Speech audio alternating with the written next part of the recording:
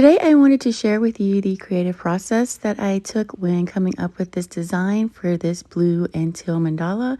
This one is done on a large stone and I am using a stencil from Happy Dotting Company, and I will have the link below for that. I then go in with a compass to do a few circles. When I was placing this first dot, there was a little bitty part at the bottom left where paint just did not want to go into that spot. I was really patient with it, and then I just ended up going in with a needle, just kind of adding paint to that one little spot, and it ended up working out really well. And from here, I'm just setting up the base of my mandala, and I always take extra time with the center dot and these first couple of rows because everything is going to build off of these.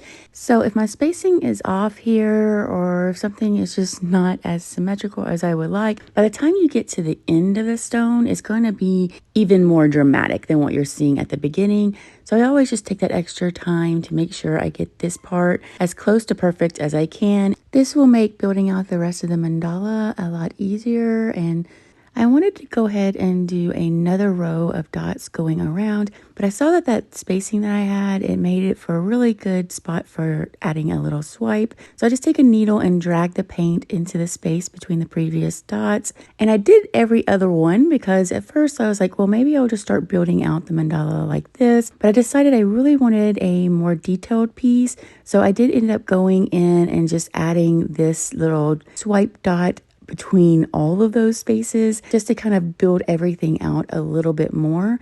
Once I had this circle built out, I then wanted to go in and add the larger petals. So I ended up going in with these larger blue dots, and again, I ended up spacing them where it was every other dot. I really liked that, and I could have gone with that, but then I decided that I wanted it to just be more detailed. So I just went ahead and added a blue dot in between all of those, giving me a lot of different petals on this one.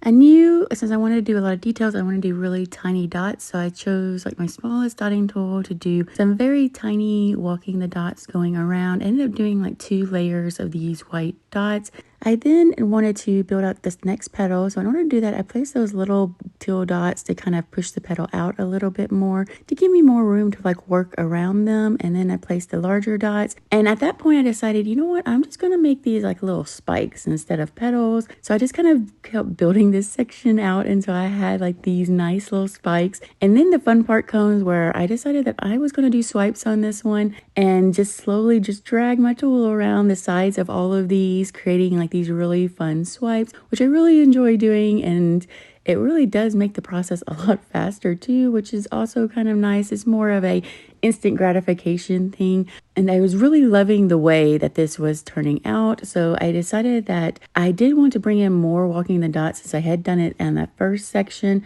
I ended up going in and placing these big white dots on the top of each of these spikes, and then going in with a smaller dotting tool to just do some very tiny walking the dots until they just kind of fade off into the distance, adding a lot of depth to the piece. And I was just really loving the way that it was turning out. And then it had to come up with what I was going to do next on this one.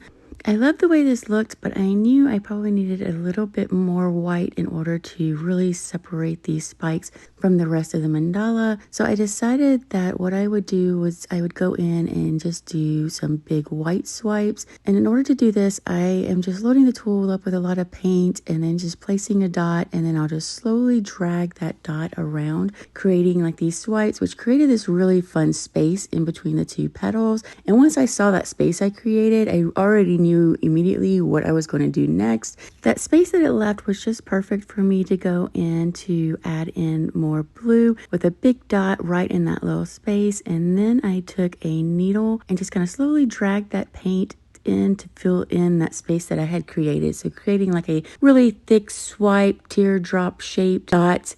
I quickly fell in love with these and was really excited to see what I was going to do next. But I decided to really take my time to make sure to get these to fit into the space. And then if there was any changes of like maybe this space has a little less space than the other one and this one has a little bit more, it's easy kind of to just adjust and hide anything like that. So it all worked out really well for this design. And here you can see, like, you know, once again I had a little spot where paint just didn't want to go to, so I just used my needle to just kind of push that paint into that one little area, creating the swipe that I wanted. And then I just went in with these big teal dots, and the paint's really thick here, so I have to go in with a needle to kind of smooth out those dots so that they won't dry with a peak in the middle of them. At this point, I had to decide if I was going to do more swipes or walking the dots, but I decided to do more walking the dots on this outside section, just kind of bringing out what I had done on that first row out to the outside. And on this one, I wanted to make sure to keep the dots pretty small because I was going from a more detailed piece. And I really like the way the dots just get so small. They just kind of like fade off into the distance, creating more depth as well. And I just slowly worked my way around with all the different colors. And you can see here why I just love painting in these colors. They're just so pretty together, and it's just really enjoyable for me to paint with them, so I do tend to use them quite often. Next, I did want to go ahead and add in more white. I had done that on all the other rows, so I thought it was really important to just add some white here just to kind of bring it all together. And you can see my dots are like super tiny here, so I just have to really take my time and just go in very slowly just to get those dots to go all the way around. Since I had done swipes on the previous row, I wanted to bring in more swipes to the side. So I decided to do like these little white swipes to really define this area and just to kind of fill in this space. And it ended up just adding a nice little touch to this one. And next, I did have a gap right there of a negative space, and I decided that I really wanted to add these little triangle dots to the top of those points, just kind of bringing it together, and it still left negative space all around it, which I really enjoyed. And then came the fun part of just doing the top dots. I chose to just do lighter shades of each. It ends up adding a lot of depth, and something that I tend to do a lot again on my pieces. So I tend to go towards those lighter top dots, but I just really enjoy the way it looks. I love the way it creates that depth and just makes everything pop.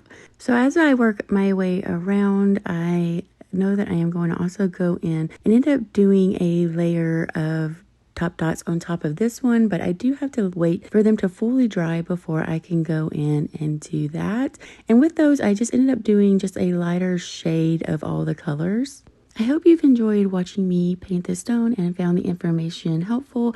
If you have any questions, please drop them down below, as I have some more videos that I will need to do voiceovers on, and I would like to answer any questions. I am currently working on a lot of new pieces with different shapes and designs, and even things that aren't round or oval.